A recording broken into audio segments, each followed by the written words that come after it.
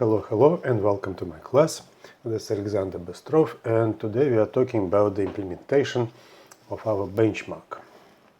Right, why I call the system which we design a benchmark? Because its purpose is quite simple. It's to illustrate the principle, right? What the principle is here? So we have the main subject of the work is machine-to-machine technology for Internet of Things. It sits between the layers of the OSI reference model. At the bottom we have the Internet, at the top you have the application, and in between we have the machine-to-machine framework. Right? It's the session and presentation layers. In order to demonstrate how this middle part works, we need to have the Internet, that was discussed yesterday, and we need to have an application. That's what we're discussing now. So the application is closed loop control system. Will be controlling the electrical motor. The idea of today's talk is to introduce the structure of the software implementation of the closed loop control system. But we'll arrive eventually to the block diagrams of algorithms, and they implement a controller. Well, one of them is decoder, and that is encoder, that is controller. So it's a PID controller. The PID controller has parameters, coefficients, which has to be adjusted for the system to operate correctly. And there will be also a discussion, not just the implementation of the computation process, but also how to select those parameters or coefficients.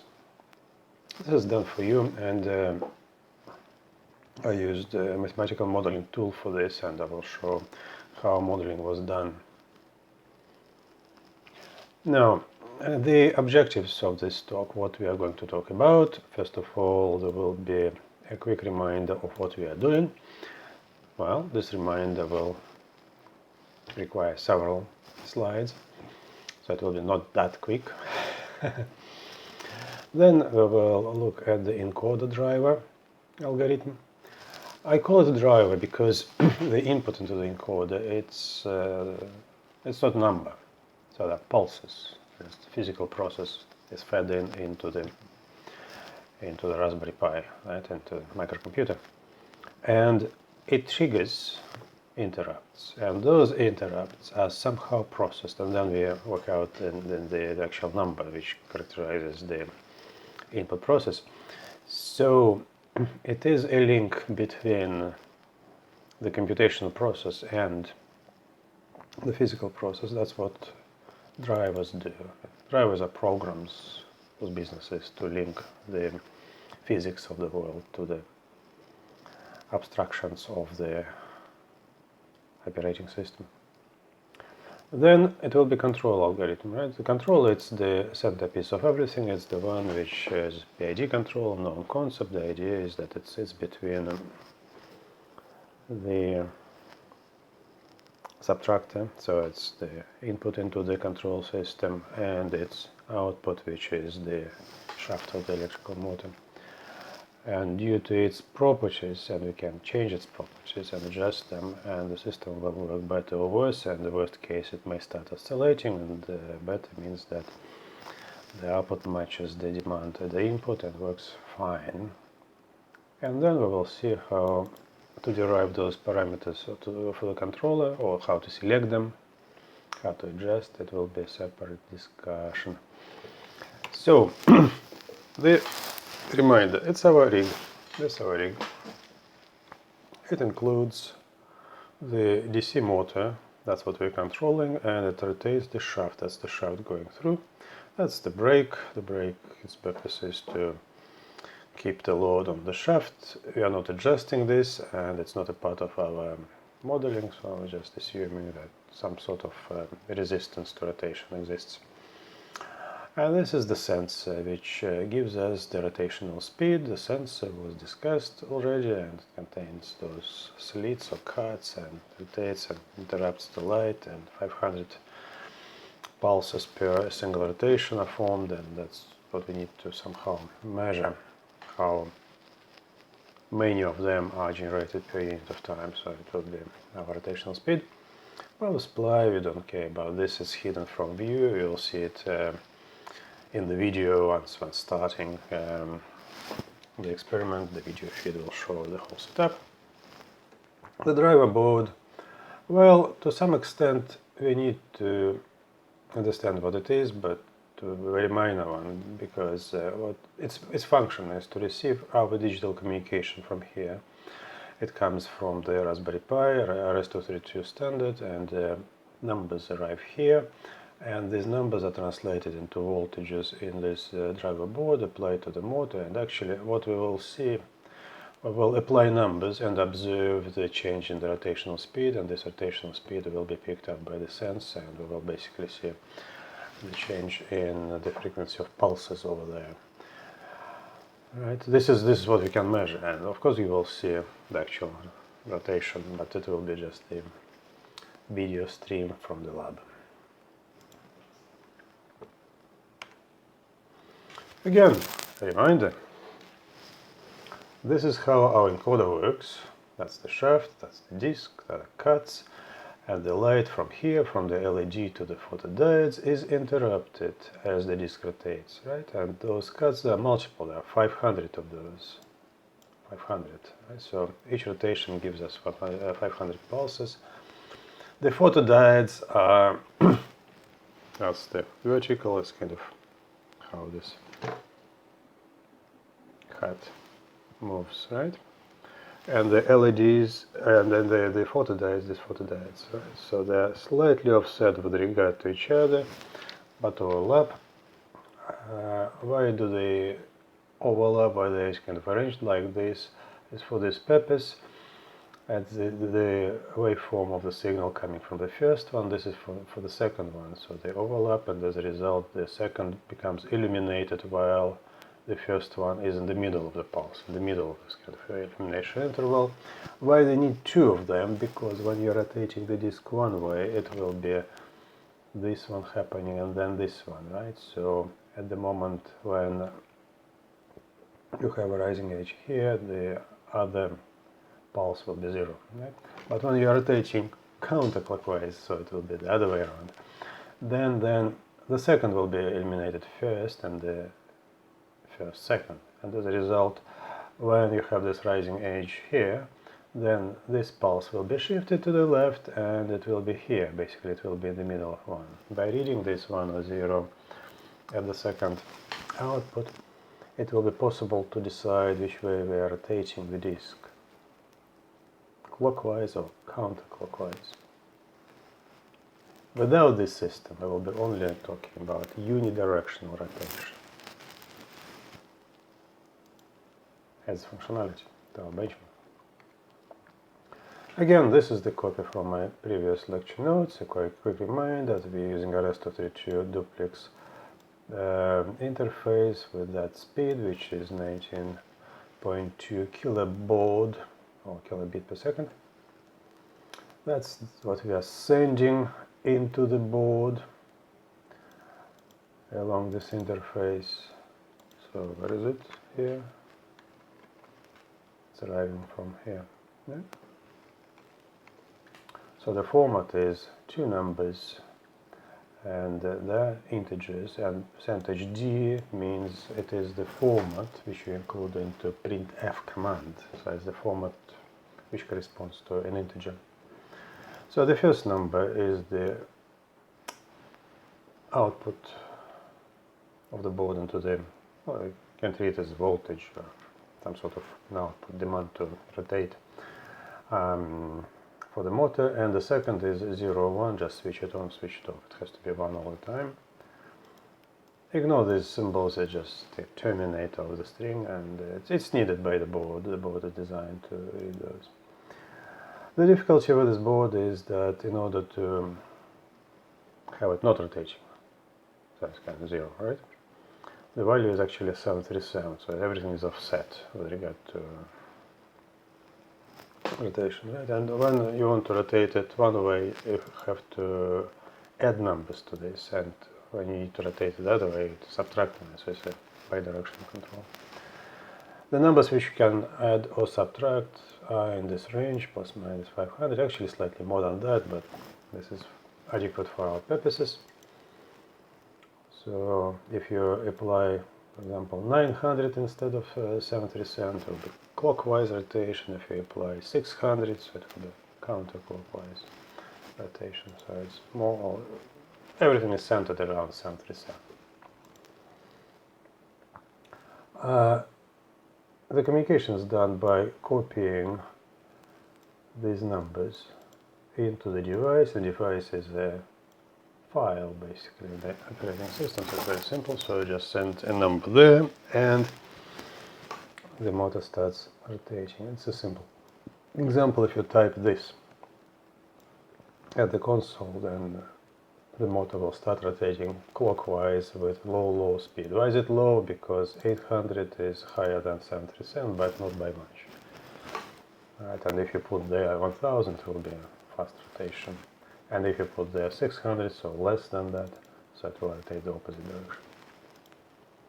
This is the way of how you can read the data from the board, just for checking whatever, for debugging basic purposes. So if you are not certain why the system is not working, it always makes sense to check whether the board is correctly understanding whatever you're sending to it. So this is, from here you will read whatever you sent before. So it's for debugging.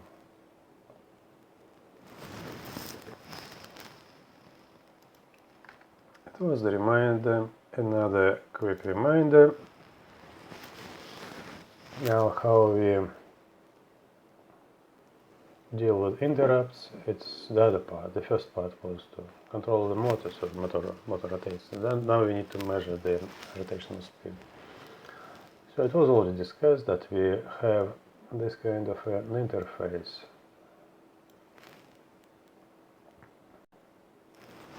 In Raspberry Pi, or in general in Linux. It's addressing the system on a chip, general purpose input-output.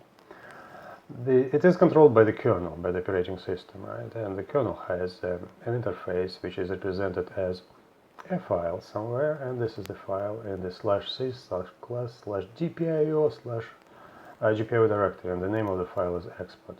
You put a number into this file, and it activates one particular pin of many pins of general purpose input-output, and the pin receives immediately its interface. And once you've done this, after that immediately a new file is created, actually a new directory whose name is this sys/class/gpio gpio9.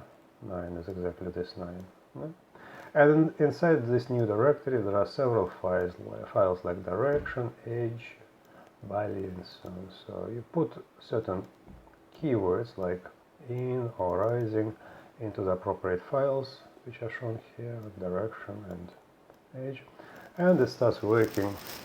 In this particular case it becomes an input because of this in, and starts responding to the rising age of the pulse, whatever comes from the outside, by generating an interrupt. So everything is already prepared for you. It's just using this. Now we'll be using the library poll by including this poll.h header file in our C program. And this library uses a function inside poll also, and how the function works. You start it and it refuses to complete, it just freezes. Right, and when the pulse comes at the input, then it freezes and the program continues, and we usually put in the loop, and then the loop stops again with this one. Then another pulse, it again does the loop and stops. So the idea is to have a thread of iteration with a loop. In the middle of the loop we have this poll, and somewhere underneath we'll have counter ++, and this will be counting interrupts. And another loop will have a time delay, so within 1 second or 20 milliseconds or just any measured delay, we will first reset the counter. The counter will increment through this execution of multiple instances of poll, and by the end of the time the interval will read this value, it will be our rotational frequency, or rotational frequency slightly different could be. Might be possible, might be needed to multiply it by a coefficient in order to get the actual rotational speed. Rotational speed, it's the number of actions in a unit of time, so the actions are rotations. So in our case we are measuring not rotations, but those pulses. There are 500 times more of those pulses compared to the rotations. So adjustment of the units will be required. Alright. One more slide about reminding what we are doing. So we are implementing this process and this process are two different programs. The first one is the controller. It's where we are having this input demand. It's a constant, or it could be a variable which is changing, so if you want to keep changing the rotational speed. And then you subtract from this whatever comes from this channel. What comes from this channel is the measured rotational speed, and the difference is the error. And if you get this error by subtracting one from the other, this error can be multiplied by a number, because you need to kind of a stronger effect at the output than a small error. And usually it is passed through a so-called PID controller, proportional integral differential. Right? The idea of adding those, for example, integrals there, it's quite simple, because if you have a small error here, right, so if this small constant is applied to an integral, the integral will start growing, right? So over time it will amplify this small input. So integral functions, they have infinitely high gain given enough time.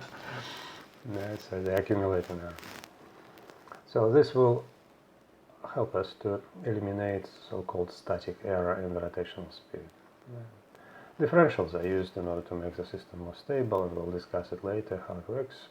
Now it's not important. So that's the controller. It operates on sample per sample basis. How fast the samples are, I suggest to have these samples define the speed of this guy. Now, what is this? It's the encoder process. What does it do? It measures number of events coming from the interrupt in a unit of time. What unit of time? An hour, a second, millisecond, 20 milliseconds. Looks like 20 milliseconds is an optimal, 10 or 20 milliseconds is an optimal value, because if you take it as an hour, then the result will be ready only after an hour. It means that the lag, so between when you start the measurement and you finish the lag, will be 1 hour. It's a lot. So the system will be very, very slow. If it is 1 millisecond, then or microsecond, then there will be not enough pulses to accumulate, so the precision will be quite low. And somewhere in between there will be a reasonable number of accumulated pulses, which will give us a reasonable accuracy. Again, what do you mean by accuracy? So if you are accumulating about 10 pulses there, then you cannot really distinguish between 10 and 10 and a half, right? So if you are just only the 10 until the 10% accuracy, right, around 100 will be 1% accuracy. If it is 1, it will be a lot of, yeah.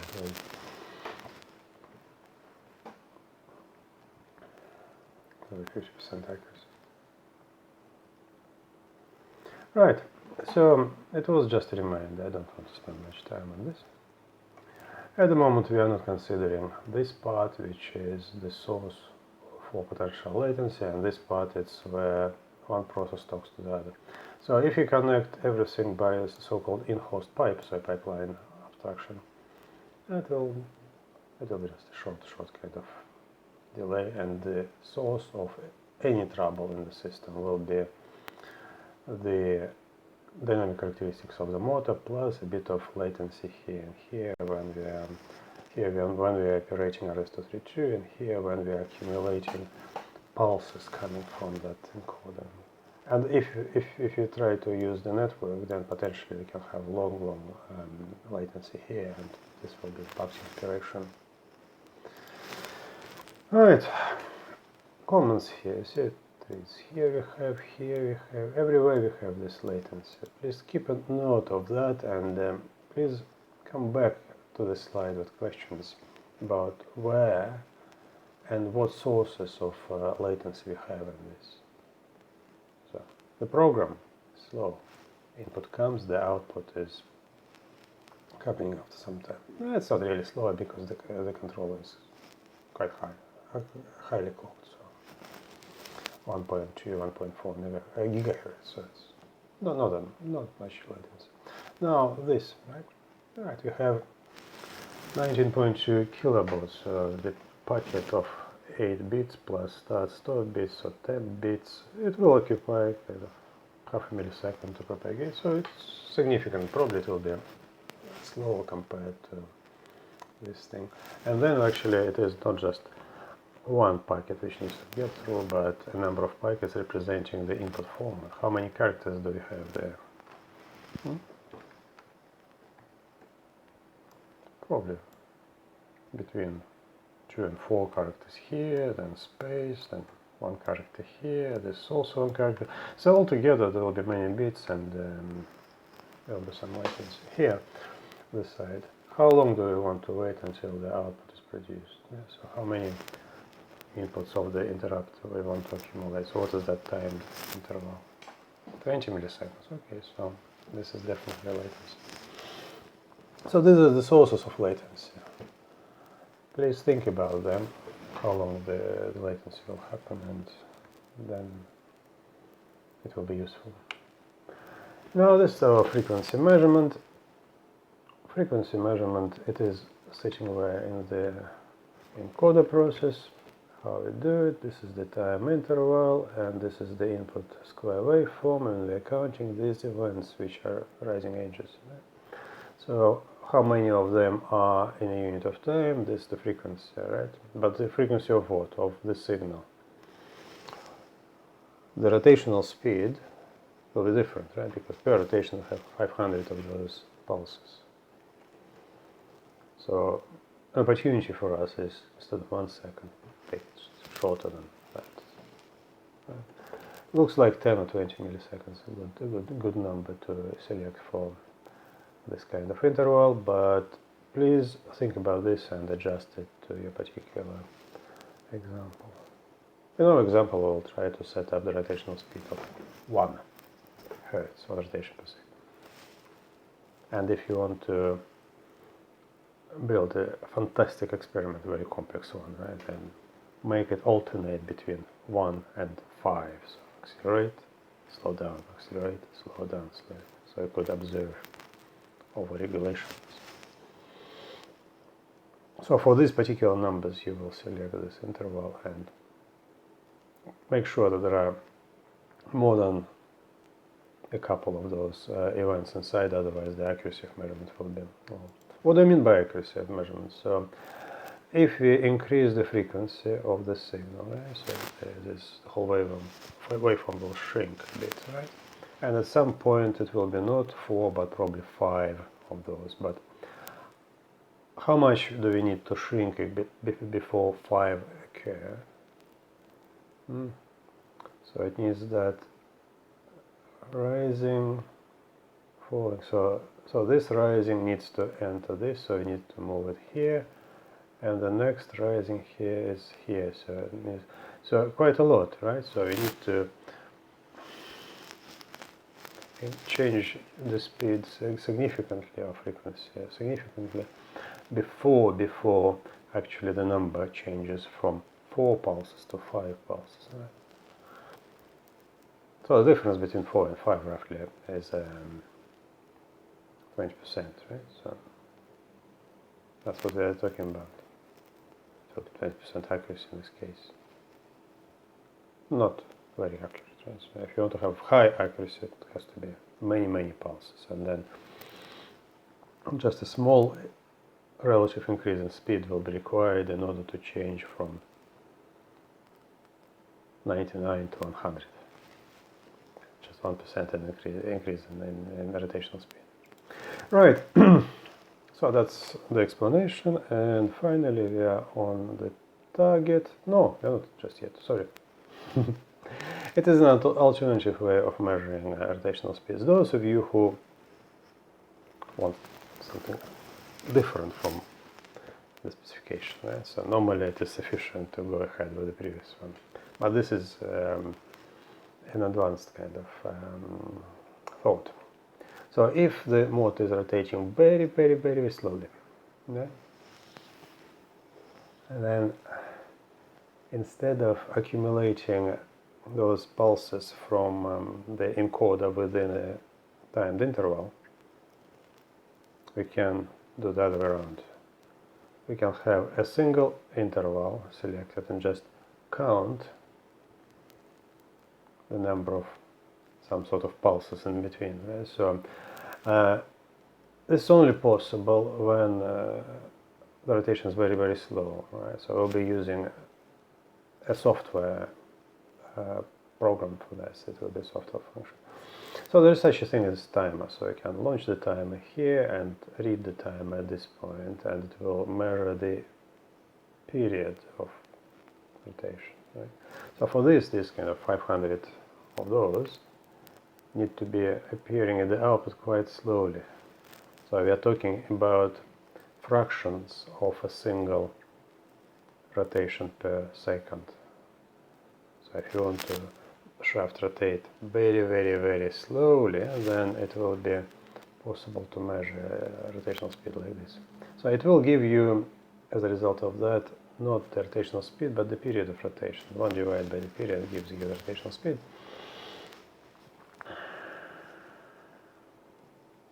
Again, the applicability. This method is applicable when this interval is not very long. Right? Because if it is long, then the result is produced only at the end of this interval. If it is half an hour, then it's a kind of very long latency between the beginning of measurement and the end of measurement. And how long we want to have this interval comes from the considerations of accuracy. And if you want more accuracy than now, then you need to expand the interval. And if this interval becomes too long from the system level considerations, then you cannot use it. Just cross it over and move to a different option. So if the rotational speed is very, very slow, it means that the period between the pulses is long. So instead of multiple pulses per measurement, let's use a single interval, single period, and within this period let's run a timer. If this period is very, very short, then the overheads on starting and stopping the timer, the software is not fast enough. It will be excessive, and it will be again either not functioning program at all or low accuracy due to excessive latency between issuing commands. So I want to start my timer and the actual timer starting. But if the rotational speed is very slow, then the period is long, and then you will have negligible time to start the timer and stop the timer, right? And you will measure this accurately. For this measurement, just one period of the encoder pulse is required. It's nice, by far better than this one. Here we need to have many periods, so it's a slow method of measurement. It's a fast method of measurement, but it's so fast that may compete with the performance of the program. Alright, so now we are set on the ideas about the method of measurement. Use any of those and see which one works for you. The algorithm is written for this method. Which algorithm? That's the algorithm.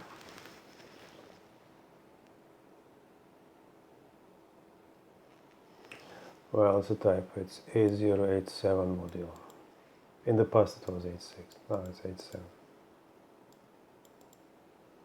So from our module on embedded systems, and we had theory of concurrency there, and concurrent programming, threads, processes. And we know that we can easily program threads. Many examples. You try them as applied examples. Those of you who haven't tried this yet, you will have to try it now. There was a reason why I suggested to try it during the scope of the previous module. Right. Okay. So what do we see here? The program starts here and then executes something. And then where is the end of the program? There's no end. Loop, loop, there's no end. So it's an infinite program. So it will stop only when you kill the process. What is a process? It's an instance of an executed program. It is run by the operating system. And how you kill a process?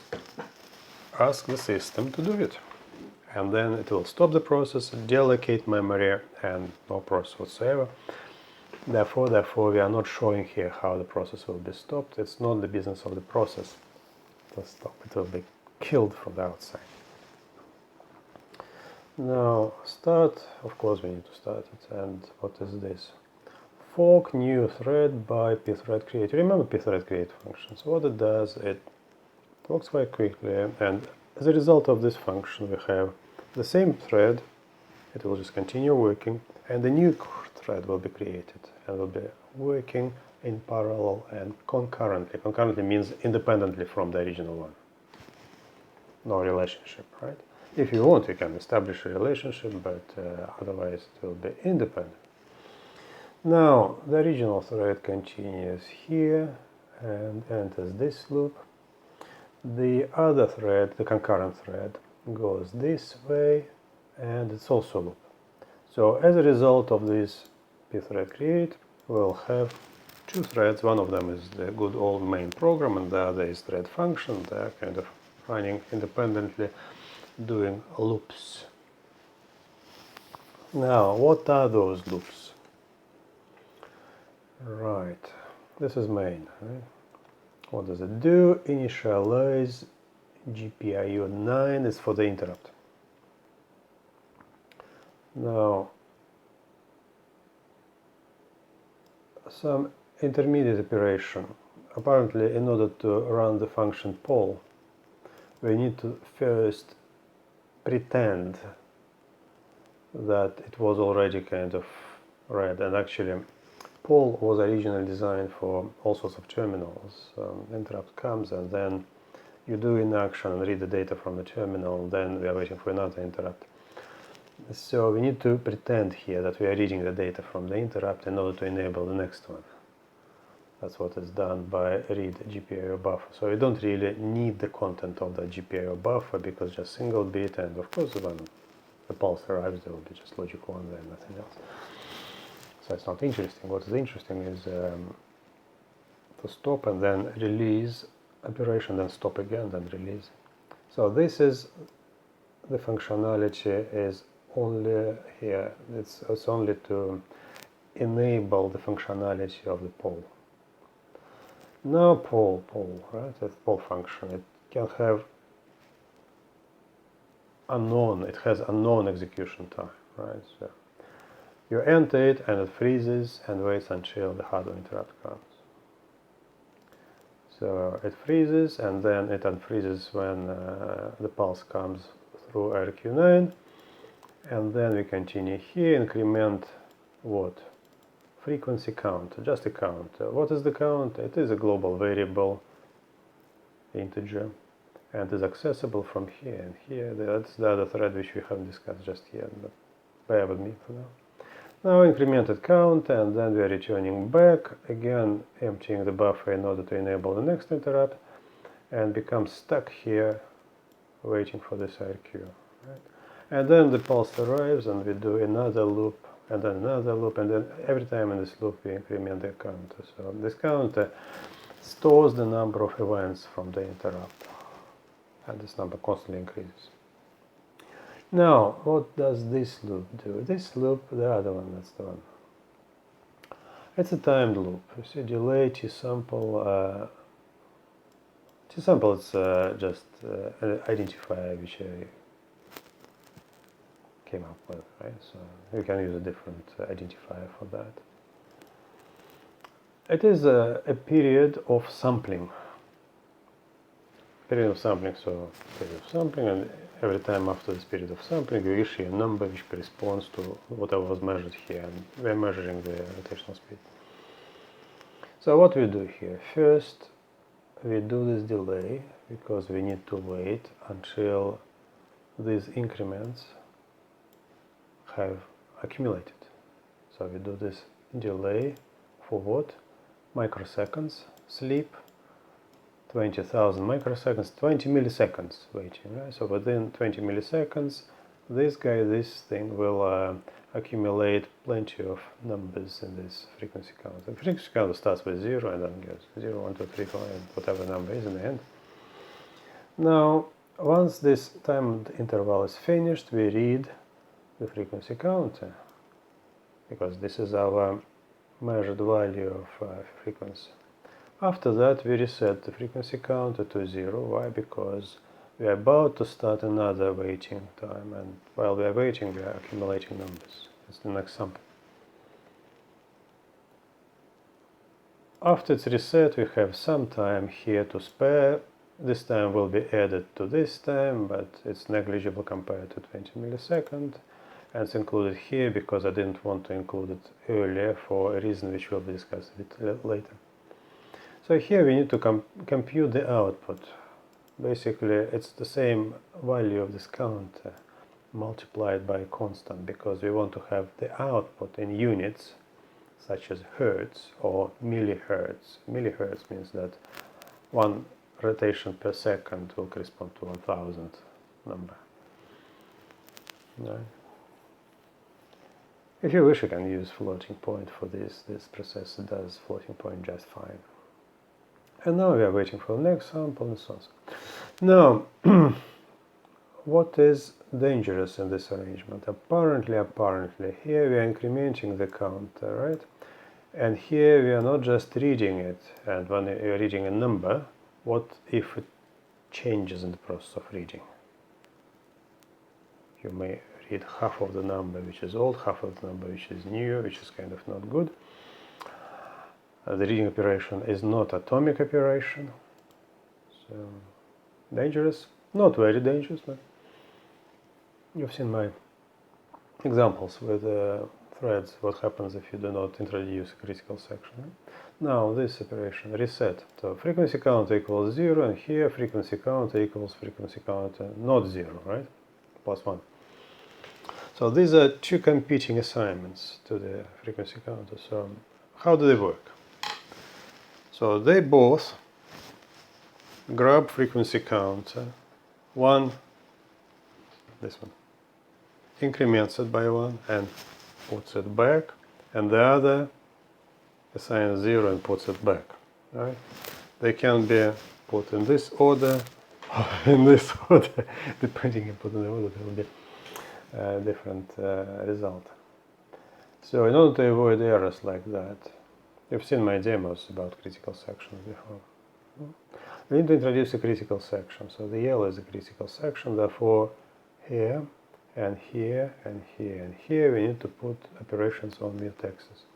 Mutex lock, mutex lock, mutex unlock, mutex unlock over there. It will work without mutex, just badly, with errors. So first implement without mutex, just put comments there, and then put mutexes and make sure it works with mutexes. It will be the same mutex variable which has to be declared as a global variable mutex, and you have to recollect how things are done with pthread library and revisit my examples from the earlier module. Just make sure it's 7 here.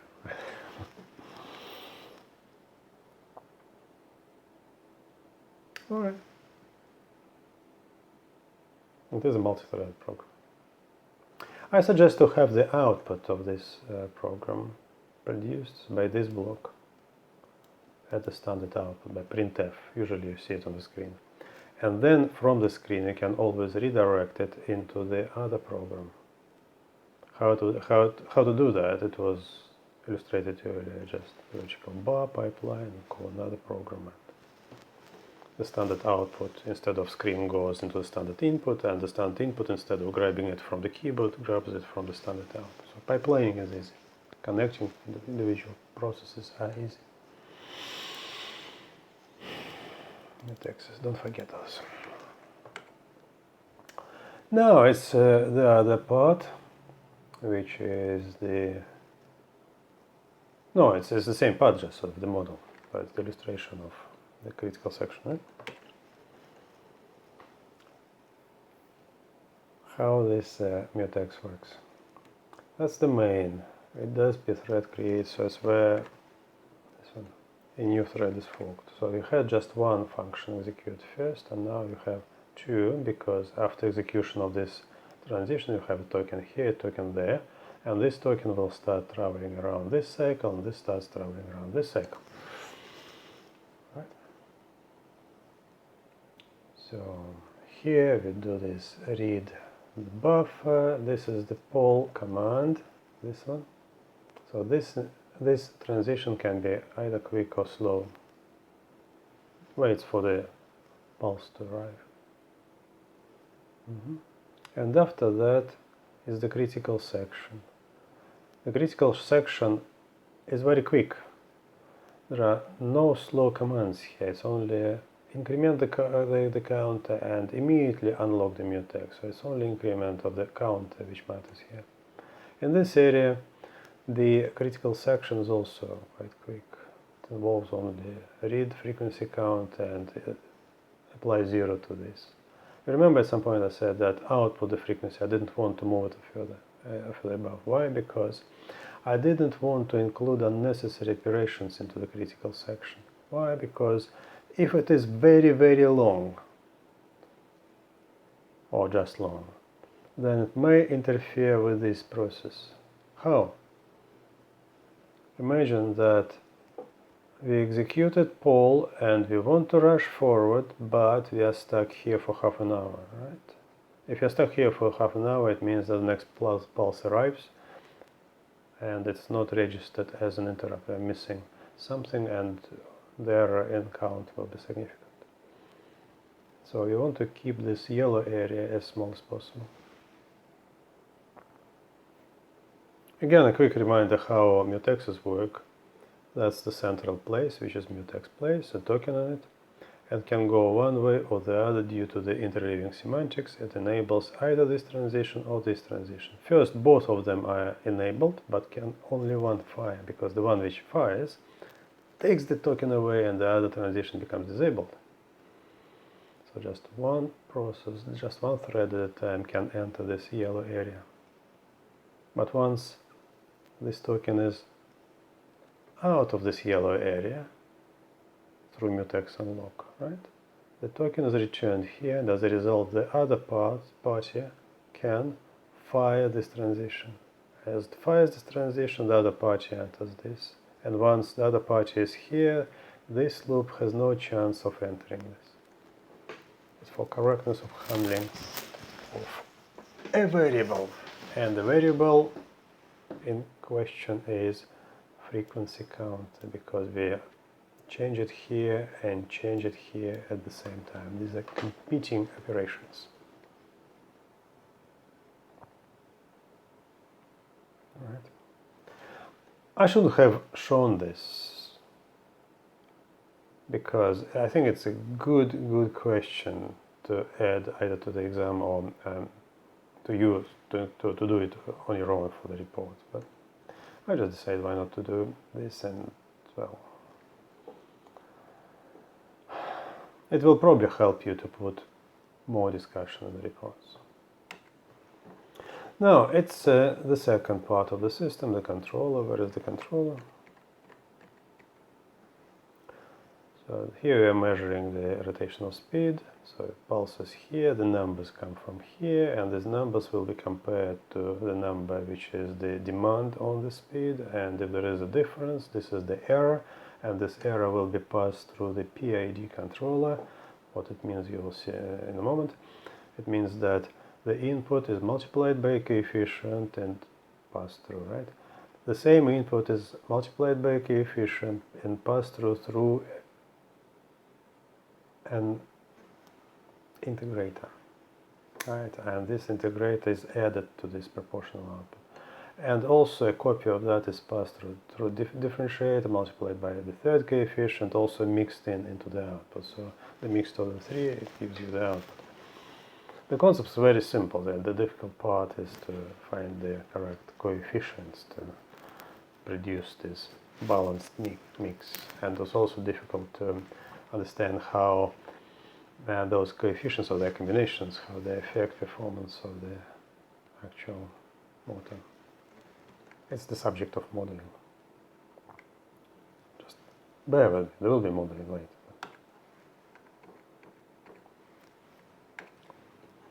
Now, that's the proposal for this algorithm. Please feel free to make it in any way or shape, but I think it's quite difficult to deviate from this. It's timed, it's sample by sample. So it's timed by the input. The input comes from the encoder, and 20 milliseconds or 10 milliseconds, whatever the sampling period you choose in the encoder, it will be the sampling period for that one. It starts, we input this periodic number from the encoder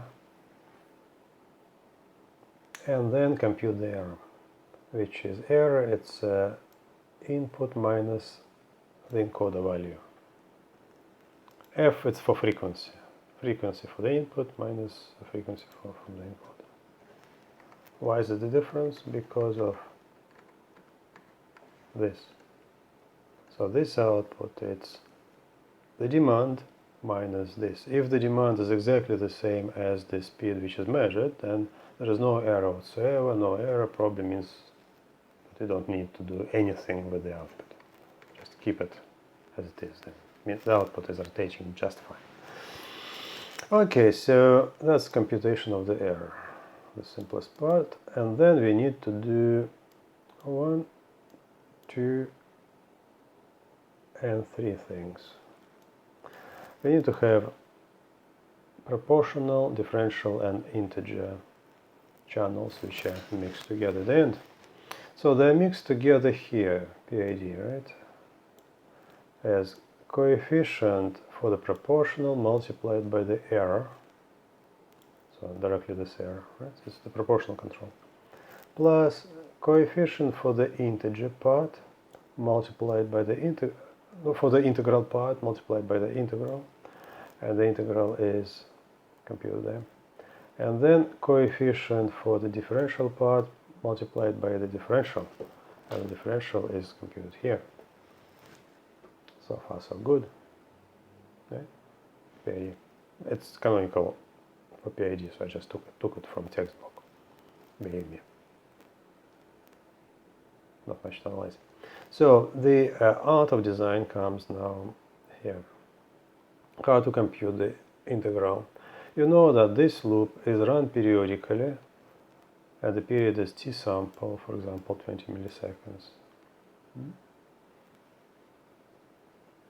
Now we need to do the integration. Integration essentially it is addition, so I keep adding the value of the error to a global variable. Let's call it an integral variable, accumulator of some sort. So it will be integral equals its old value plus the error, right? But don't forget that in integration you need to multiply whatever you are integrating by dt, right? dt. So it's, in our case it's small increment in time, so it's the period of sampling. T sample. T sample in our case for 20 milliseconds. These numbers will be, I think there will be floating points, so it's easy to represent milliseconds there. Now differentiation. It was discussed at some point in the course on embedded systems and the different models. We have this periodic execution. It was discussed in the short periodic tasks. So basically here, differentiation means that we need to have a difference between the current value of the input, which is the error, right, and the previously recorded one, and the change is the differential. However, not exactly differential. The differential divided by dt, right?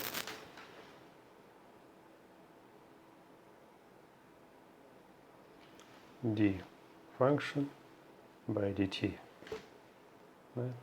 So dt. So divide by this dt, right? And dt is the increment in time, that small increment in time, which is the loop period. It's the sample. In our case, 20 milliseconds. So 20 mil. Just put it here as a floating point. It should work.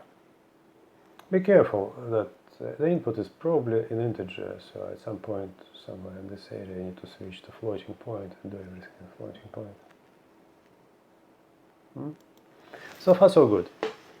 Now, what does this mean to we have calculated this PID, right? So it means that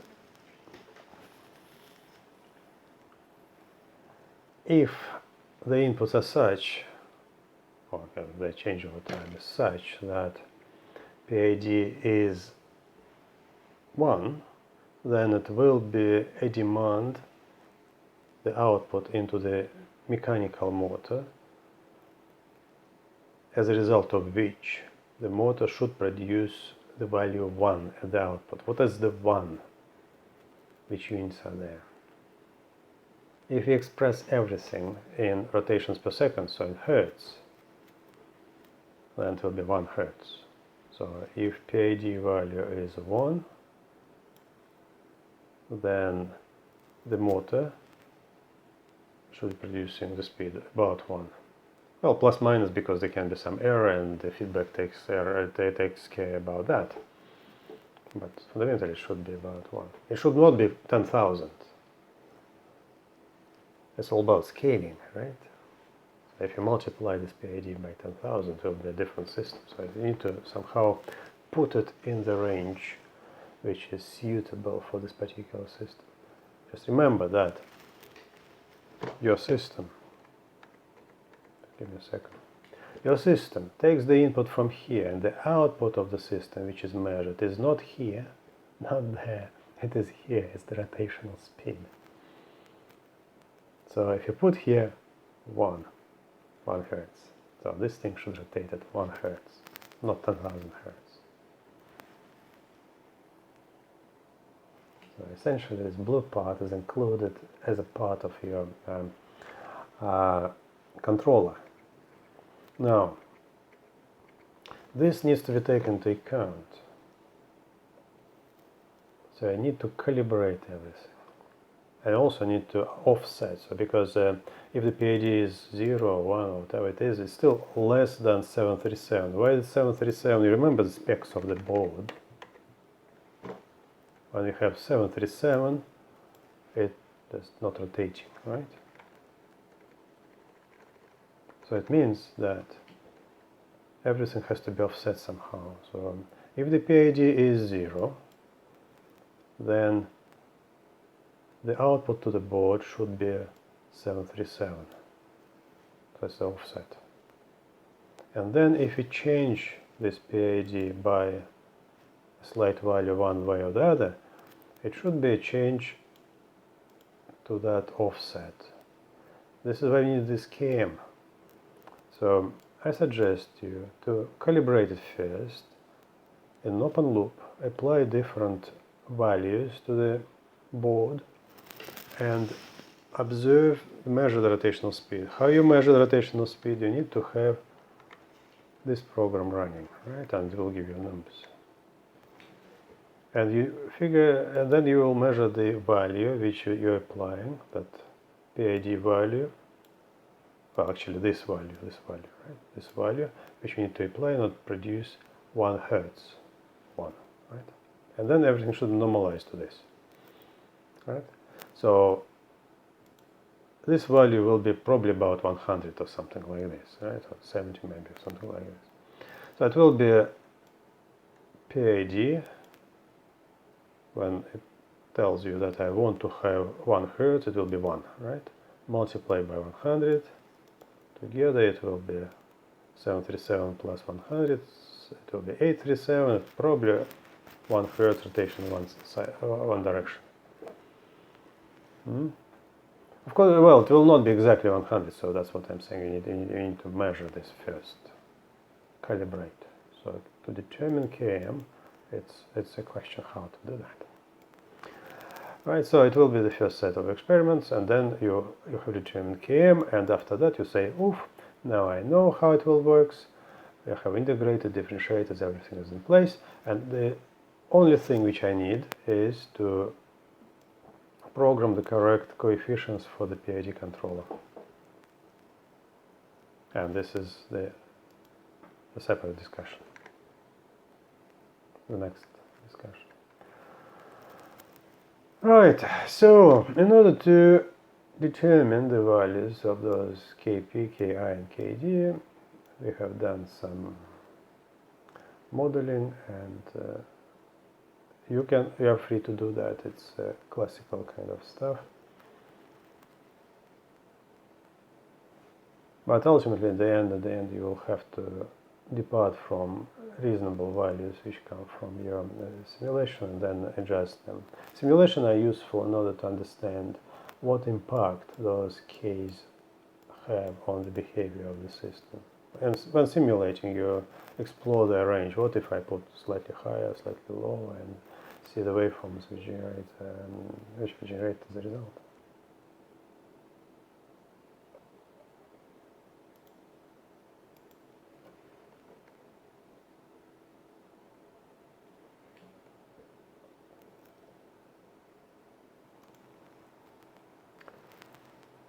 Now, please have a look into my modeling in this link.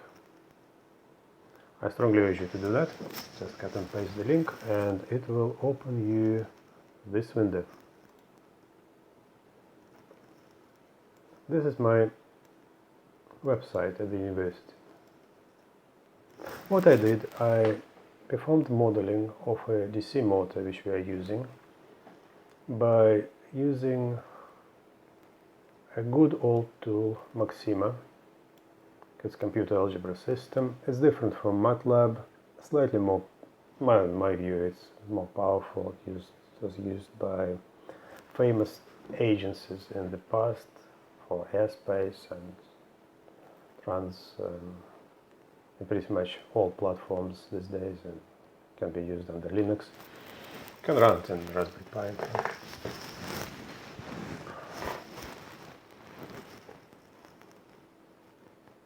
It is not as much in development as MATLAB these days. So all these tools, they have their own values. People just choose those which are more convenient, so it was more convenient for me. It probably doesn't matter whether it is MATLAB or not, because eventually you will arrive to the diagrams and you all understand what border plot is, right? And the diagrams will explain the concept. So it's my apology for not using MATLAB for this illustration. Actually, I used MATLAB, well, not MATLAB, it was Octave program, which is a clone of MATLAB, to do the same thing. It's also possible, but I think that this tool produces nice results and better presented results. Okay, please feel free to use any other tool, of course. Well, what we see, it's a long file. It's a long file. Look, it's a long file, and it will be a long discussion. It presents plenty of text, such as this one. It explains what settings we have in the tool. Probably it's not very important. It contains the names of the authors of the library, so let's skip it for now. And let's look at the model, first of all, of the DC motor. Right. So, first of all, I decided to model a standalone DC motor in an assumption that it is controlled without any delay. It is perfect, it doesn't have friction and bearings, and it acts like a low-pass filter of the first order. So it can be described as a differential equation of the first order like this, and it is reasonably easy to present its Laplace description. So in Laplace space it will be something like this, right? Where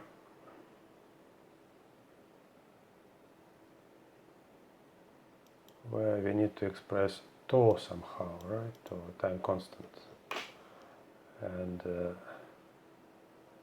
tau is 1 divided by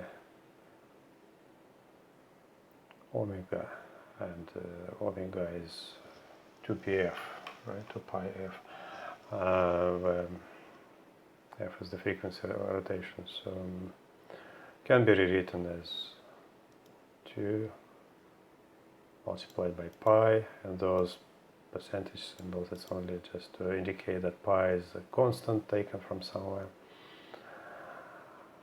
and that's the f.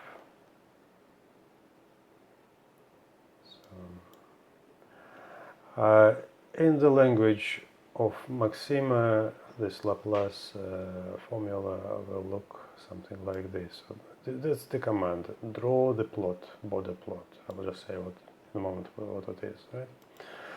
And this is the specification of the first order system. And where you take this formula from them, it's possible to work it out mathematically, but for the basic building blocks, we can find tables that already precompiled, so you don't really need to think about anything, just put the blocks and adjust their parameters. Everything is normalized here, so we're assuming that the time constant is 1, so everything is around 1 unit in time, so 1 second, for example. And then these are the parameters about how to plot this graph. Now border plots, they represent the amplitude response and frequency response of the system. So this is the amplitude response, amplitude and phase response over frequency. So that's the frequency, this amplitude, and this is the phase. Right, and the low-pass filter, how it works, so at low frequency, by the way, it's also logarithmic, so the vertical, horizontal axis, they're both logarithmic, which means that whereas in this vertical axis the value is 0, 1.1, no, it's not here actually, it's way below over there, we can see it's under the ground. Whereas in this axis, which is frequency, where is the frequency 0? It is way on the left, away from this illustration. You don't see it. Right? So the range is somehow selected. So this is the cutoff frequency. Cutoff frequency is at the level of 0.7. Right? And at the cutoff frequency, the phase, what is the phase? Right? So if you supply the input, which is sine waveform, right? The phase is when you measure by how much one waveform is offset with regard to the other waveform, right? Relatively to the period of the waveform. That's the phase. So the phase changes in this thing. So when we have very low frequencies, then the whole thing works as I just require. So whatever is in the input is the output. Right? At very high frequencies, it acts as a phase shift by 90 degrees, minus 90 degrees. Right? So it's like an integrator. And the amplitude response is such at very low frequencies. It's a low pass filter. It passes low frequencies. Everything which is around 0 just goes through, no problem. So it's gain 1. And at very high frequencies, the gain is suppressed, becomes 1%, right? Somewhere here. And that becomes even lower.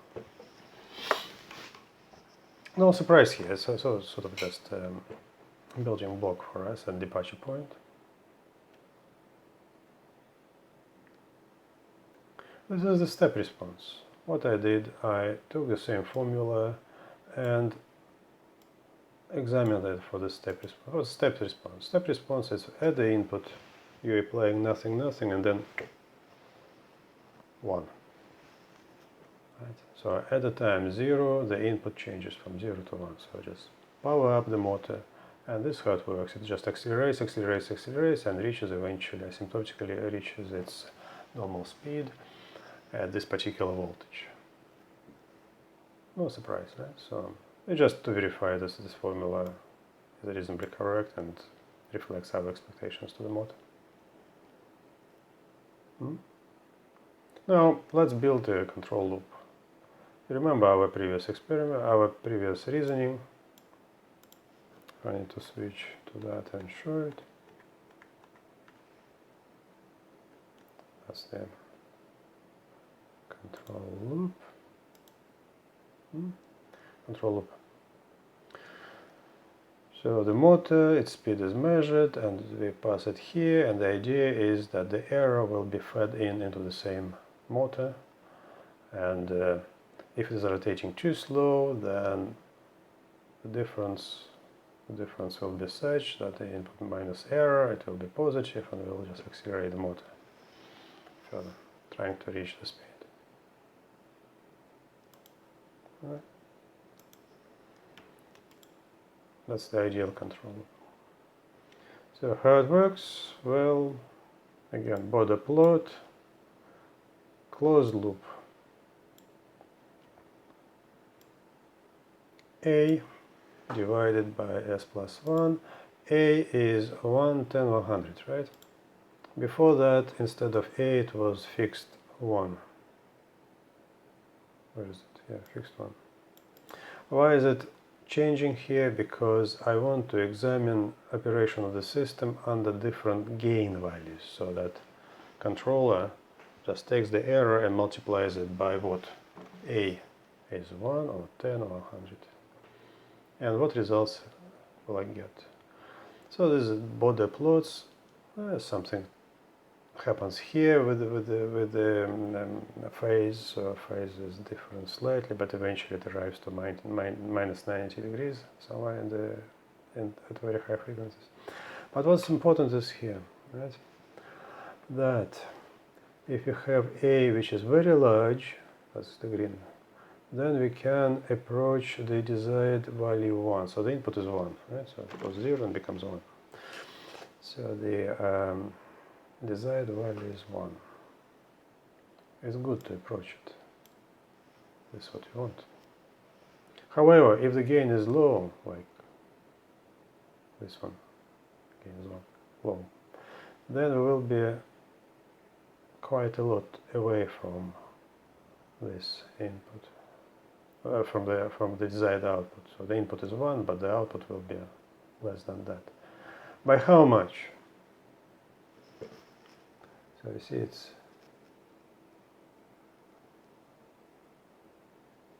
how many steps?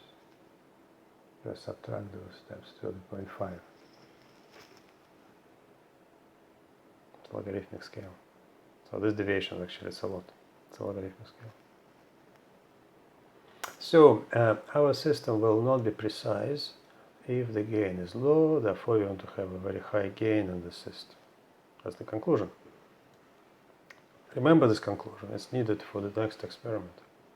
The next experiment will experiment with those gains and find that so we cannot arrive to a large gain without trouble.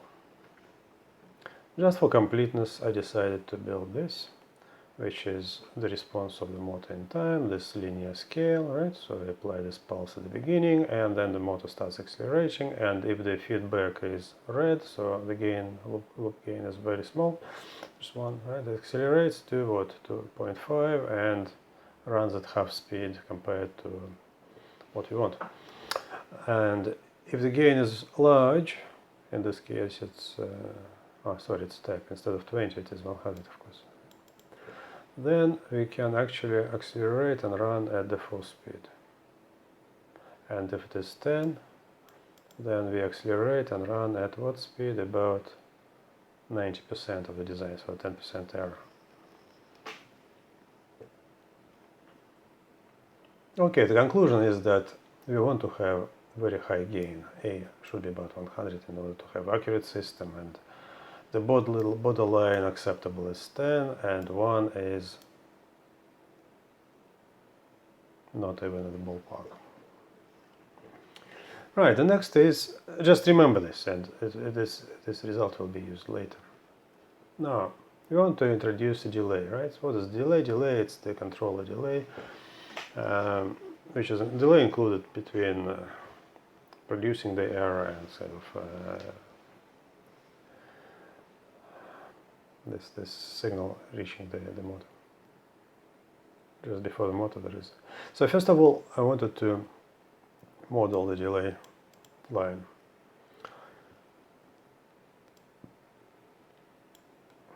Its model in Laplace space is exponent of minus s.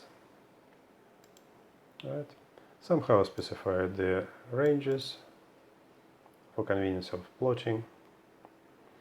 And these are Bode diagrams. So this is the amplitude plot, this phase plot. Amplitude plot is like this, okay. Plane 1 forever. Yeah, delay line, the whole point of that, it produced the output exactly the same as the input, just delayed. But this is the phase, and you see what happens with the phase. It goes and falls, and keeps falling actually. This vertical line means that this point is equivalent to this one. Why? Because the phase can be measured on a unit, on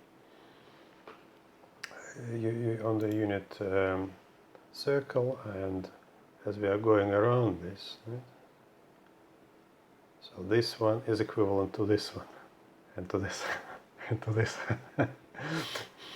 So to have this angle from the beginning is equivalent to having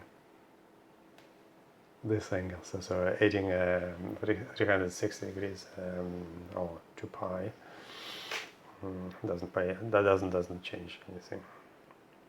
So this swing is 360 degrees. So from this point we jump there, but in reality this graph just goes down, down, down, down, down. Well, and as a result of that we have this kind of a forest of vertical lines. Here you can have the phase shift of pretty much any phase shift anywhere, and the gain is pretty large here, 1. Why it is important, it will be seen very, very soon, the next slide, the next experiment. And this is the response in the time domain. You apply 1 at the time 0, and at the time 1 the output switches to 1. So it's just done for completeness of simulation. This kind of oscillation here and there, ignore that. It's supposed to be a kind of square waveform. It happens because of the way how delay lines are implemented in modeling tools. They are done through Pade series approximations, and this approximation is slightly imperfect, and being imperfect it gives this kind of oscillation. Why it is done, ask mathematicians. From engineering point of view, it doesn't make sense. From an engineering point of view, I would be just using an alternative algorithm which will just recognize in the formula a delay line, and without any algorithms, just for a particular case draw a square waveform here. Mathematicians are strange people, but when doing this, you start learning things and becomes interesting. Now, let's include this delay line in the control loop, and that's what we see. You see time delay is included in the closed loop control without motor.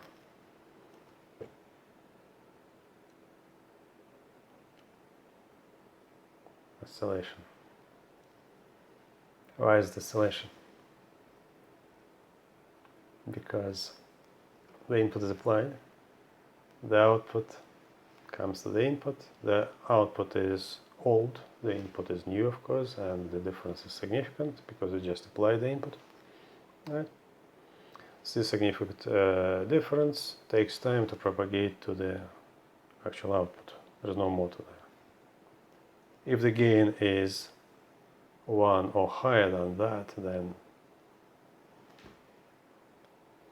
we will overreact and the output will be changed by far more than the input step. So that's what we have. Gain 1. For that we have this blue diagram. Just constant oscillation. Not increasing, not decaying. A 1.1 is loop gain. And now we have this exponentially increasing magnitude of the pulses. More and more oscillation. Not good. Right? Because the output, what we want to have the output was 0 and became 1, nothing else, step response. And if A is less than 1.8, 8.8, here it is, then you have something more or less adequate. You see this red becomes oscillation small, small, small. It becomes constant in the end, but it's not 1. It's actually 0.4. Quite a lot away from. It's still better than oscillation, but not good. So we cannot have high gain with this kind of delay line. We are arriving to different contradicting conclusions, right? The next will be even more shocking. At the moment we have found out that for the purposes of precision we want to have the gain which is high, preferably about 100, right? And here we are saying that there is no way we can go above 1. We need to stay below 1. 0.8, it's by far different from 100. Right? But you may say that, okay, so just a delay line without a motor. Let's now combine the motor with delay line and see whether this part impacts the behavior of the motor quite badly. Right? There we are. It's a combination. This is our delay line, and this is our motor. The motor is, let's see, 10 here. It's 10 times slower than the delay in the delay line. The time constant is more in the motor. It's quite natural to assume because delay happens in computer. Computer is fast, and the motor is a chunk of metal, and kind of inertia is plentiful there. And now there's a combined border plot for the two blocks connected to each other in series. There's amplitude response, that's a phase response, and now interesting things are happening here. Well, the danger is that when it's a negative feedback, right? So it means that the output is applied to the input, and if it is the input which is sine waveform, then the output is also sine waveform. But why sine wave? Because it's a linear system. It does not change the shape of signals. As the output is applied to the input, it is shifted in time because the phase shift, right? And also it's just inverted because minus here is a negative, right? Minus means that it's already equivalent to 180 degrees shift. Does it make sense? From a sine waveform, in order to get this kind of minus sine waveform, it's equivalent to having this waveform and shifting it by half a period. And the half a period is and half a period is pi, right? 180 degrees. So if additional phase shift on top of this 180 degrees is another 180 degrees, then altogether becomes 360 degrees phase shift. This will be equivalent to having no phase shift at all. It means that the output will be fed into the input, and instead of negative feedback we get more positive feedback. It means that the output will try to accelerate the input it will be oscillation. For oscillation, what you need essentially is a balance of phase and balance of amplitude. So balance of phase means that the phase is 0 or 360 or a multiple of 360 degrees, multiple of 2 pi. Right? And the balance of amplitude means that the loop gain should be about 1. If it is more than 1, it will be increasing oscillations. If it is less than 1, it will be decaying. Decaying is fine, but increasing is bad. Alright, so what we see here?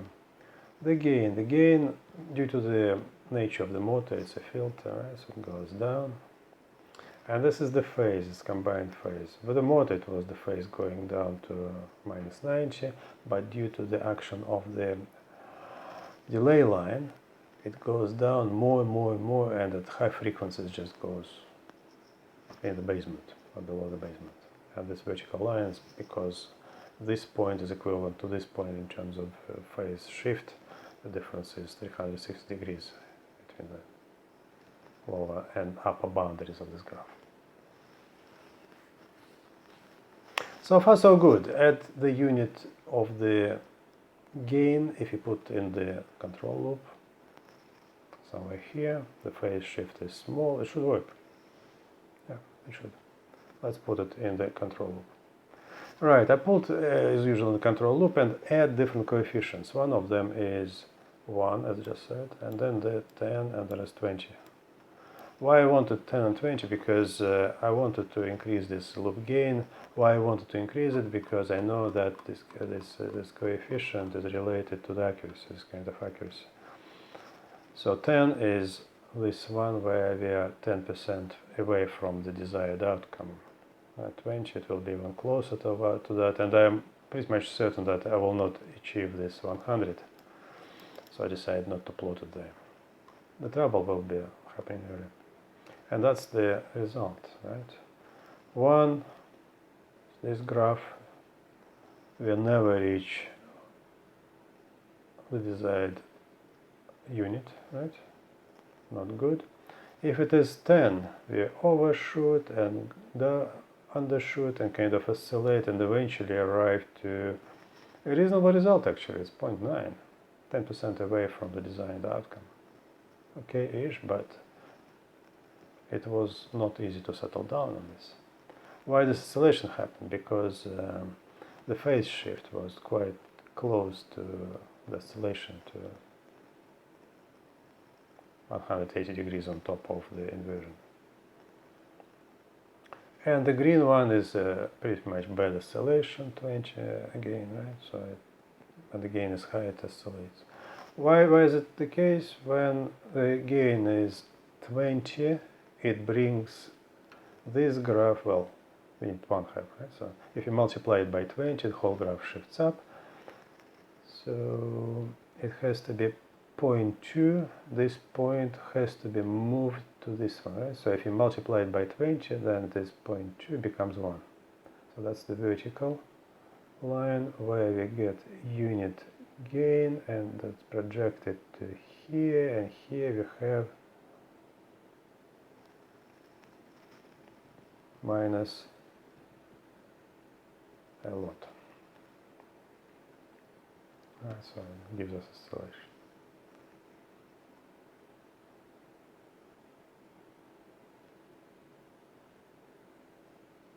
I did probably something wrong.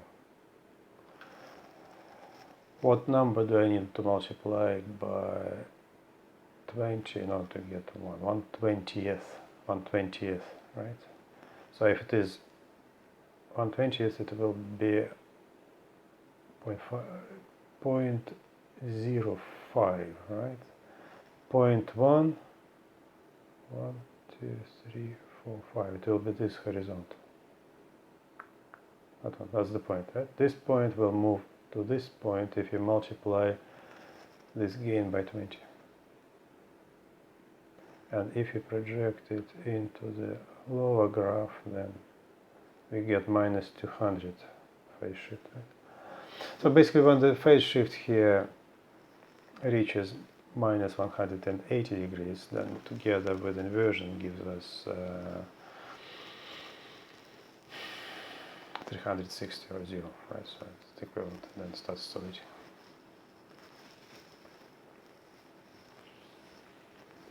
So that's the analysis based on border graphs. How I do it, this magic, it comes from the basic theory of control systems, and I'm explaining with just simple logic how it works. So basically, you need to have the balance of amplitudes and balance of phase shift in order to maintain oscillation at some particular frequency.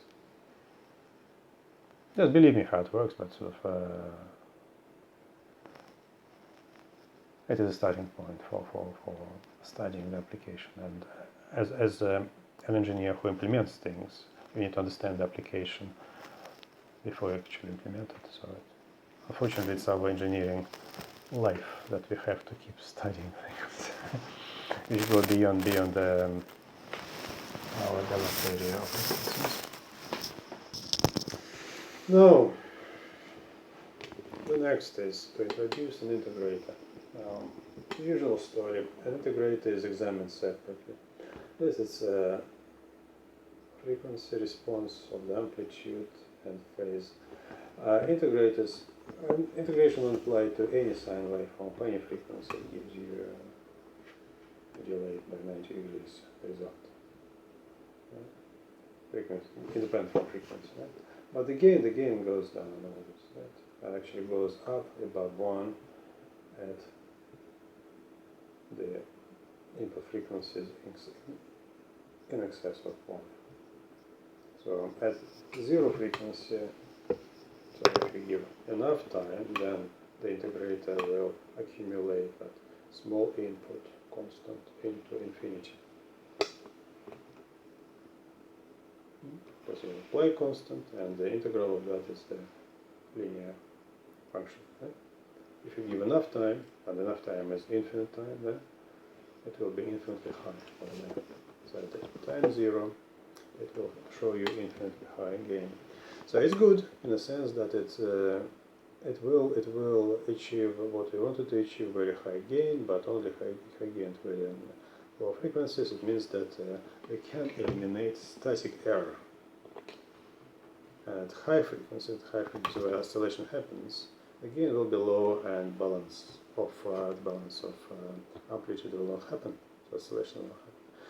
Right. So that's the integrator. That's the integrator. And the phase shift is minus 90 degrees. It never oscillates on its own. If you include an integrator in the control loop, then it will just charge and nothing happens. Now it's the differentiator model. It's the opposite of the integrator. Its phase shift is always 90 degrees. So if you take a sine waveform, take a differential of that, it's as if the drawing was shifted left by 90 degrees. The gain of that is very, very low frequencies. You know that it's also about comparing future to the past, so this kind of unit increment, if it happens over infinitely long period of time, so at 0 frequency you have period which is infinity, right? The differential is 1 divided by dt, so it's at dt. If it is infinite, then diff will be 0.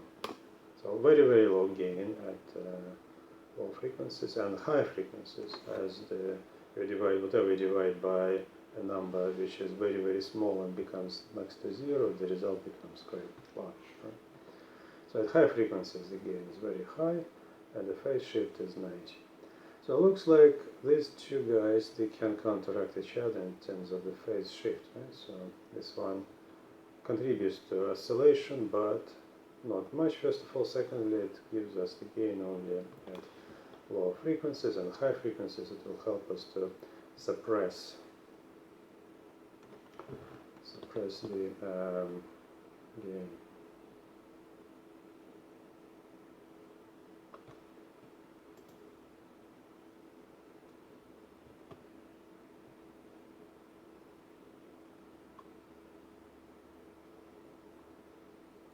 So we'll be using these two building blocks in order to manipulate the characteristics of the electrical motor with a delay. Now that's what I try to do here. It's proportional to integral control without differential control. So what we have here,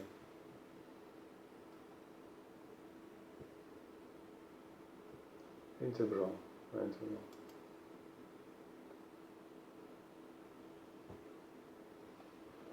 That's the integral. Okay. This is the coefficient for the proportional control, and this is the actually the model of the motor with delay. So it's delay, motor is connected to series, there is delay, and multiplied, so it's connected again in series to the block where you have a sum of the proportional feed and the integral of that. No feedback just yet. No feedback just yet. It's open it.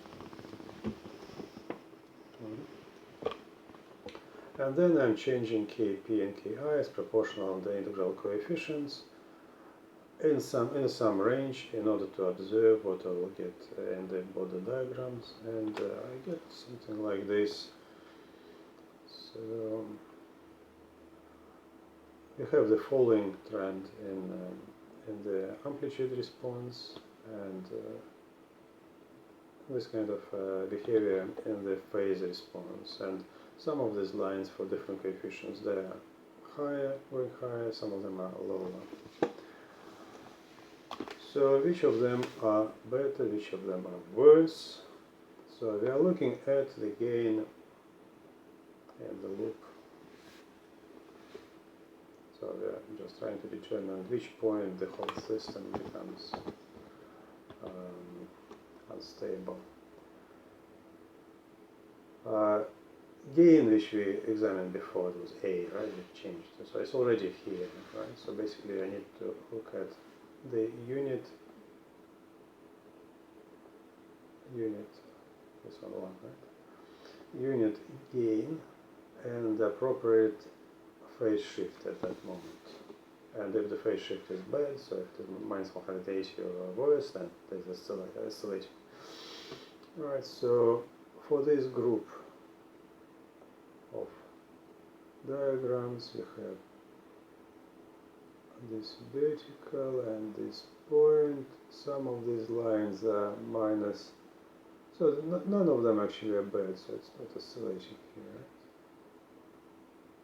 So they're not oscillating, none of them are oscillating. To oscillate, we need to arrive to minus 180, so I need to arrive to this point. And this point is somewhere here, and all these diagrams here, they are below the unit, so nothing is oscillating. However, it's known also fact from control system design, is that phase shift of minus 90 degrees, it's the last one which does not show oscillation. Like more than 90, minus 90, then the oscillation begins with just kind of overregulation first and becomes a bad oscillation that approaches minus 180. So let's look at the unit here, value of gain, and just go down and compare to minus 90 degrees. Minus 90 degrees is somewhere in this area, so it is below that, so there will be some oscillatory behavior here. By which I mean sort of it will switch from 0 to 1, not like this, but with some overregulation. So not good. Let's take another bunch, this one or that, this one, this bunch. Extend it down, and here you have a lot of curves, and some of them are very close to minus 100, so almost minus 90. So it will be behavior without oscillation. This light blue-ish cyan color, let's call it cyan color, right? And this is for this case Kp7, Ki 0.3. So it looks like this is the optimal solution for the coefficients without differentiate. not PID control, but PI control. Let's look at the response over time. Did the same here, close loop, right, and run it. And what you see here, the best of those is probably one of those. You see, the best is the one which quickly approaches 1 and stays on 1. So it looks like either this one is good, or actually this yellow is pretty good. Or purple is very good, so it's purple. The color is the same. The color is the same. Purple is 5.5, 5.5. Well, it's hidden somewhere, right?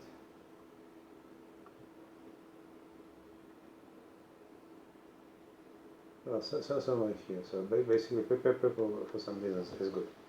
All right. So by looking at the phase and magnitude characteristics, it's possible to guess which characteristic is more or less good.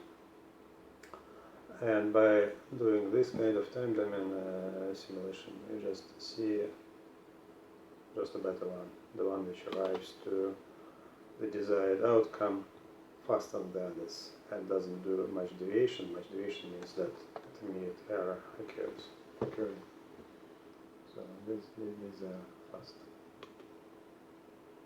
Alright, this is apparently a Nyquist plot for that, and if you wish, you are welcome to study this again. It is a part of control systems theory. I'm just mentioning it because I put it here because I enjoyed watching it. It was my memories from back to 80s when I had it as a part of a short course on control systems. It was never my specialty, but it's one of the modules back to the time because they thought that electronics engineers, they must know many things apart from how to connect capacitors, resistors, and counters together. Right, so what it basically does, it plots the behavior of the same functions in the complex axis, so it's real, this imaginary axis, right, this position 0, 0. And the idea is that the stable behaviors are those which do not embrace the point which is -1 and 0, right? So that's stable. And those who are going far away from this, like that, they are probably most stable, not necessarily the fastest. Nyquist criterion is only for the quality of oscillates, doesn't oscillate, right? It does not distinguish much between how good the system is in terms of does it produce plenty of overregulation or not much. Now, proportional integral derivative, PID control, right? So now I'm adding a new component into my formula, that's proportional, integral, and derivative. So combined integrator and differentiator, I put coefficients in front of them, and this is my electrical motor, and this is my delay. And the motor is 10 times slower than the delay in the controller. And for a variety of coefficients and plotting those diagrams, again, you need to look at where these guys cross the horizontal unit value and happens here and there, so slightly left to the right. And we project this to this set of diagrams. Some of them are lower, some of them are higher. None of them reaches -180 degrees at this point, therefore all of them are stable, but some of them are deviating quite a lot from -90, right? -90 is around here, -100, right? And lower it will be pronounced overregulation, and close to 90 it will be smooth behavior. So you need to have a combination of as high as maximum gain at the same time as far as possible from installation in terms of phase. So So for all of them I constructed those plots and just enumerated a great number of parameters and found that one of them is better than the others, and the best is probably the yellow one because it earliest out of all reaches 1 and does not kind of overregulate much.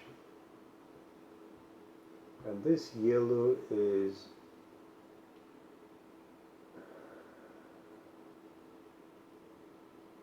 actually yellow. This bright yellow, right? That's the bright yellow. It's this one. So apparently this combination, proportional 7, integral 0.7, differential 2.2 is probably the best. Right. So in your design, you'll discover that the model is imprecise. Imprecise because the delay in the delay line will be different and will be kind of changing as you switch from one setup to the other. So include the network, it will be greater. Right? However, the illustrations give you a way of thinking about this, what happens in terms of phases, reaching or not reaching minus 180 degrees at the point when the gain is 1. So the overall character of the curves will remain anyway, but they will be shifted up, down, left, right. So it will give you understanding of how the coefficients may affect the whole thing. So what you do usually, you just first put integral and differential values to 0 in your formula and adjust Kp up until the moment the system starts oscillating, and then just roll back to minimum overregulation. Right? In our case it was 10, just slightly less than 10. So 7 is slightly less than 10, so we are already in the ballpark, but fine tuning will be required. Then you start adding integral Ki. Ki goes from 0 to 0.1, 0.2, 0.3, and Ki, where is it? Just proportional integral control. Proportional integral control. And eventually it will arrive to 7. At 7 we will have one of the best behaviors, you see. So 5 and 7 are quite close to each other. And again, you will be more or less in a ballpark when you adjust Ki. And then you start adding Kd. Where is Kd? Kd is being added, and as you increase Kd, basically by doing that, the phase shift goes up, but also the gain in this area may rise unreasonably. So by adding Kd, you just observe a reduction in overregulation as you correct the phase. And then after that you can adjust Kp again, and just adjust, and eventually arrive to a reasonably good behavior. What does it mean good? How to adjust? You need to not just look at the video of the electrical motor oscillating, but you actually need to measure something. So you need to apply this step function to that. For this you need to have your encoder running. It will be streaming the data from that, right? And you record this data and plot it and observe those, regulate when the speed changes. First, no speed at all, then you accelerate, it goes up, and then starts oscillating up and down, right? So it's bad. Or it may reach and not oscillate, which is good, right? So you need to have a means to measure and examine those the output of the system. Again, for fun of that, I just decided to draw those Nyquist plots. Please ignore those for now. And this is the comparison of the best PI to the other best, which is PID. And this shows us why we are using PID controllers.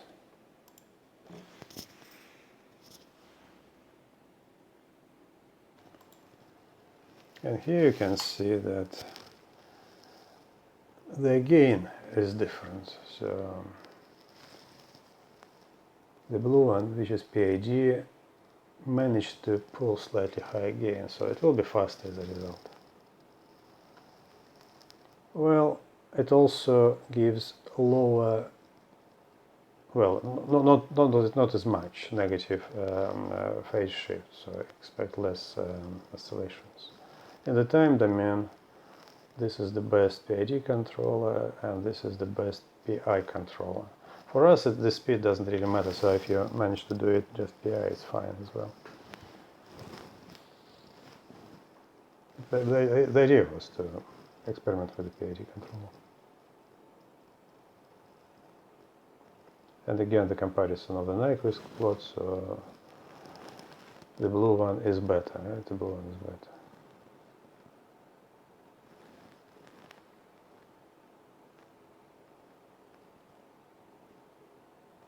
Nyquist plot only gives us the indicator that this thing does not oscillate, and both of them are good with this respect. But here we can see that the blue one is better. We earlier arrived to this one value, and we have less overshoot and undershoot. Right, so this completes my analysis of the simulation, gives you a rough idea of what coefficients to choose, and a reasonably good understanding of what models are used. In your real experimentation, there will be some deviation from this expected behavior, and in particular, I think that the difference between the delay in the control loop and the time constant of the motor will be not tenfold, slightly different from that. So please find your way around this. The motor turns out to be quite fast. Right, so now I need to go back to our slides and complete the presentation with just a few comments.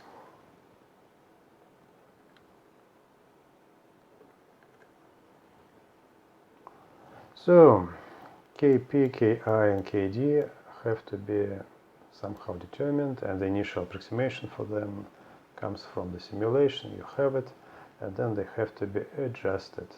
Just have a look at the modeling in Maxima tool. If you want to install it, install it. It's open source and available to everyone. It can run on the simplest possible machine. I'm not sure, it probably might exist for a mobile phone. You can actually fit it in pretty much any computer. MATLAB, if you have a license, then yeah, you can try to use it. Why not? But then there will be your skill of writing formula in MATLAB. So my example is for Maxima. Actually, somewhere in the website, my website, I have a code for my MATLAB experimentation as well, but it was not taken to such a degree of completeness compared to the Maxima simulation. Why? Because MATLAB does not produce a beautiful kind of printout which can be used as lecture notes directly. So we know that Km has to be somehow determined. Furthermore, Km in this one, right? So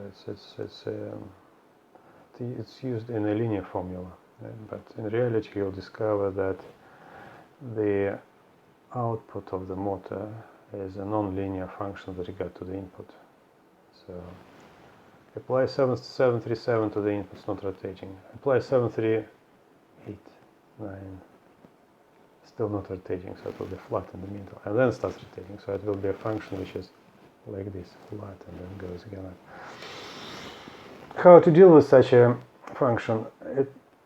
Those of you who are adventurous and you have time to implement this, think about linearization by modifying this formula to compensate for the non-linear behavior of the motor, and then you can modify this code and include a discussion, the proper discussion in your report, and it will be a very high mark in that.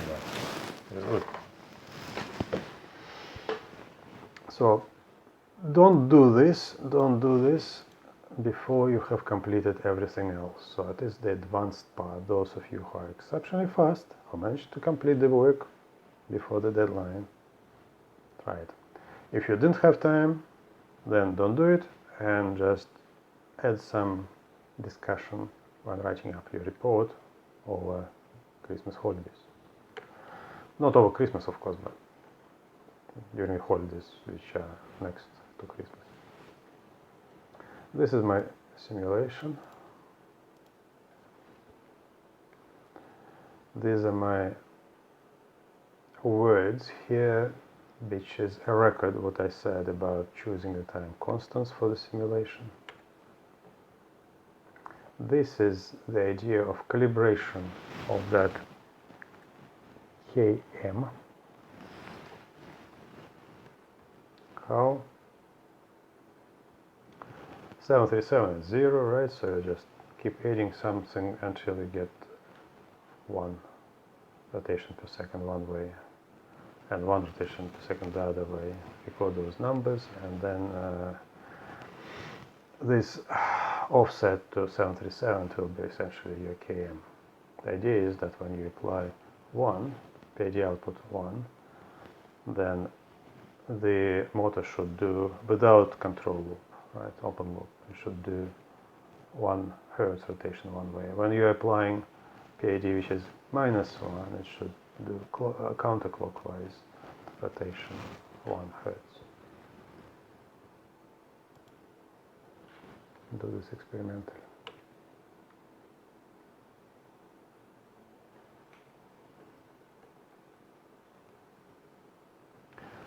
Well, when thinking about analyzing your design, please keep this in mind. The latency includes delay in the following components: 1, 2, 3, 4. Encoded driver, right? It is 50% of the sampling period. Why is it 50%? Because you start sampling period and then you just keep accumulating samples, those inputs from the interrupt, right? It's not here you are doing the measurement, right? Here you're producing the output, right? But it's not here you're doing the measurement, but throughout the whole interval. So on average it's in the middle of that. So 50% of that sampling period can be taken as the latency. The period is 20 milliseconds, so it gives you 10 milliseconds latency. RS-232 interface, right? So it's that many thousand bits per second. We have 8 bytes. Each byte has start and stop bits. So instead of 8 bits per byte, we have 10 bits as a result of that. So altogether, just multiplied by 8 bytes, because the message includes several symbols. It gives you 4.2 milliseconds. So here you have 10 milliseconds. Here you have 4.2 milliseconds. Correct me if I'm wrong. And if you violate the format and make the message longer, it will be longer than that. Driver board. It has some latency, but if I measure this, it looks like it's very short, half a millisecond. You can rely on this measurement because you cannot reach it physically. Pipelines of Linux. Please feel free to make your own experiments, write your own programs, and pass the data through pipelines in Linux. It's 0.1 millisecond in a single computer, but when you're using a secure shell between computers, just ping gives you several milliseconds. So just check how long it is. So it will be more than that. So the best case it's 0.1, and the worst case it's the latency in a network when sending a packet to a different building and back, so it will be many milliseconds. So at the beginning this value is negligible, but then it will be comparable to this and to that one. So that's the impact. And this impact will result in a significantly different behavior, so it may start oscillating. Furthermore, pipelines in Linux are quite stable, but the network is not, so it may cause occasional abnormal delay. And it will be seen as the whole electrical rig just rocking on its support. Because suddenly accelerates and the whole thing responds to this inertia. So it looks like latency will be dominated by the encoder driver. if not using the network, and if you're using the network, by the network itself.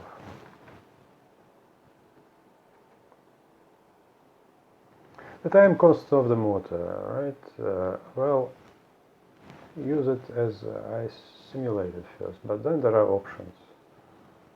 You can try different approaches. I don't want to cloud your understanding now by enumerating the details.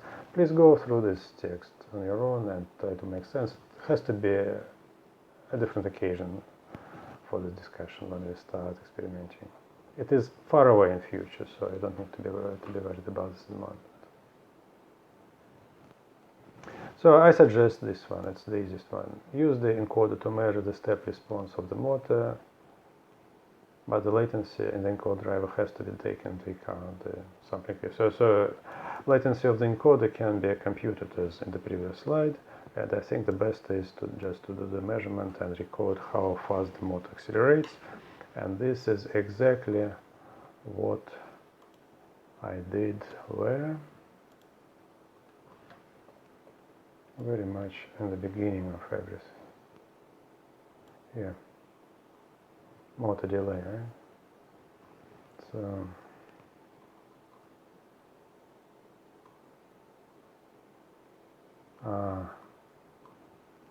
I did not simulate the open loop time response of that. Okay, without delay. I did simulate this. Well, open loop motor with delay. It looks like this. Just it will be delayed a tiny bit. Right?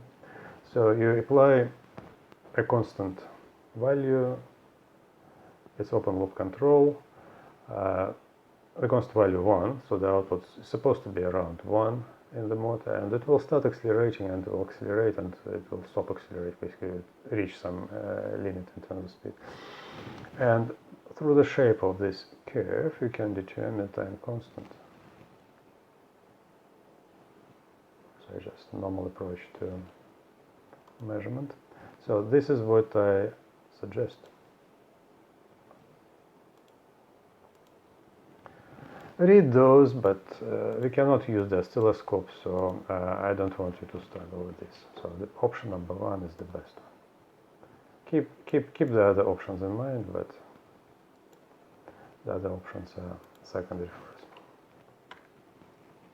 So what we've done today, we modeled the controller, it is reviewed, we looked at the components and their models and their response to step function. We considered open and closed loop, border graphs, how they are related to the oscillation, for example. It is the theory which is covered usually in an undergraduate course on control systems. It's usually first couple of lectures, and then they go into more complex matters. It's widely covered in literature. Probably you don't want to study this in depth. You have just general understanding of what you are doing and focus on programming. So that's what you do. Step function response, right? Step function, otherwise known as Heaviside function, if it rings a bell.